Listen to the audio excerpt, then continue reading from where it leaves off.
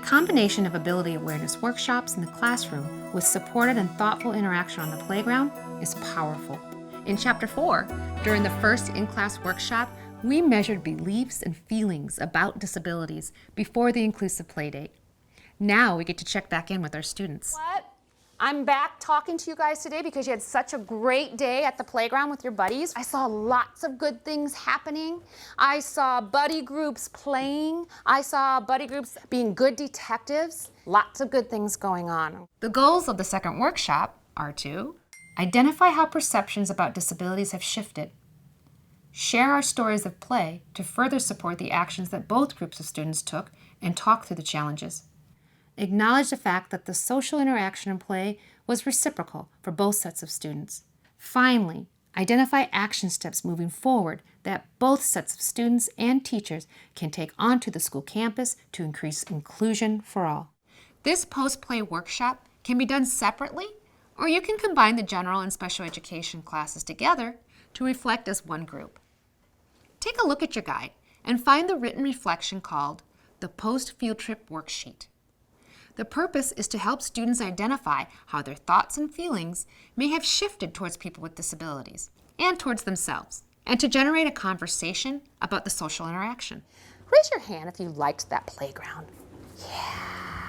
You could either hand out the writing exercise or talk through it as a group, capturing key phrases on the board. Question number 1. What surprised me most about my buddy was his or her ability to... It surprised me that she could play like we could. Why did that surprise you? Engage your students by asking them questions like, what did your buddy love to do? What was his favorite play activity? Was there anything about him that surprised you? Okay, tell me about Lupita and something that surprised you about Lupita. She has a lot of energy and she likes timing and she's also brave. Yes. Question number 2. I found out my buddy and I have something in common. We both like to... Yes. Tell me who your buddy was. Adrian. Okay. He likes to play in the sand. Clarify by asking, was there something that you shared that day? A favorite place to play? A song, an activity, a color, a favorite food? Good. What did you find out about Adrian while you're playing in the sand? He was very creative. Very creative, yes. Is that what you like about sand? Because you can be very creative? Yeah. Question number 3. Being a buddy taught me that I can communicate with someone who can talk a lot. Again, clarify by asking, what did you learn about you? Did you discover you loved something new? Did you discover a new way of playing or communicating? What really worked with her? What did she settle into? Do you remember what we helped her with? We were rolling the ball to her. She was calm and sitting. Yes, we found something that Lupita liked. She likes movement, okay, but it was hard for her to settle. And we would roll the ball down, and she would roll it back up, right? She was communicating with you through play. Question number 4. After playing with your buddies, what would you want others in your community to know about people with different abilities? Is there a message you'd like to share? People with different abilities are still the same as others and we shouldn't make fun of them. Right. Let's not stop at a person's disability, right? Or what they might look like. And that goes for all of us. We don't want to be judged on what we look like, right? We want to be judged on who the person that we are on the inside, right? We encourage the students to reflect on what they originally thought disabilities were and what they experienced through play. Did your view or feelings about the word change? I have experienced that they're not that scary or like that, but they're just like humans just like us. Remember, as they share their feelings out loud to acknowledge the wins and the challenges, we emphasize what tools they use to meet challenges. Your buddies, even though they have a different ability, they can do the same things that you guys can do. They have the same likes, right? The same desires, same thoughts, right? They may communicate differently, but you took the time to get to know your buddy, and so you can see that, wow, they're just like me, right? That time spent at play, while seemingly simple, changes hearts, minds, and perceptions. With ongoing support from your team, it can change actions.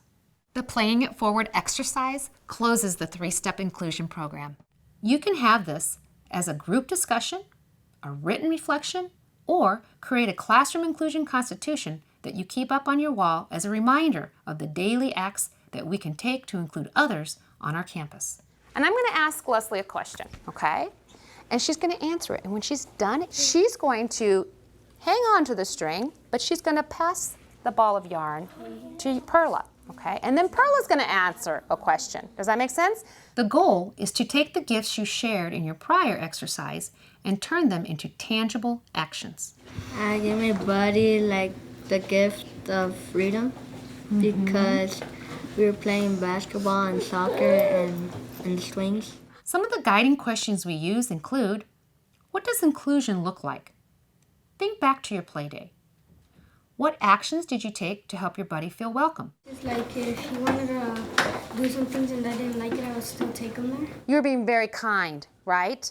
What does kindness look like in the cafeteria during lunchtime? What actions can you take to make the person across from you feel welcome?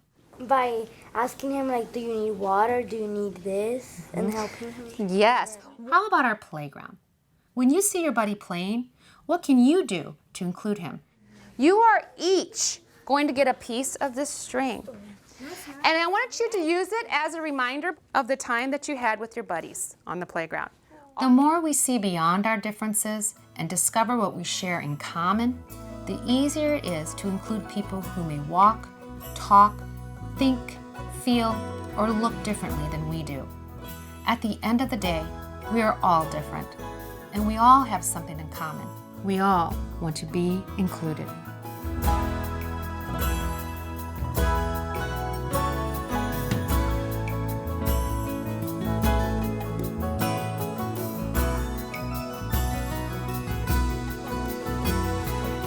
And that concludes Together We Are Able. Please review this section's summary before joining us in Chapter 10 for some final words of inspiration.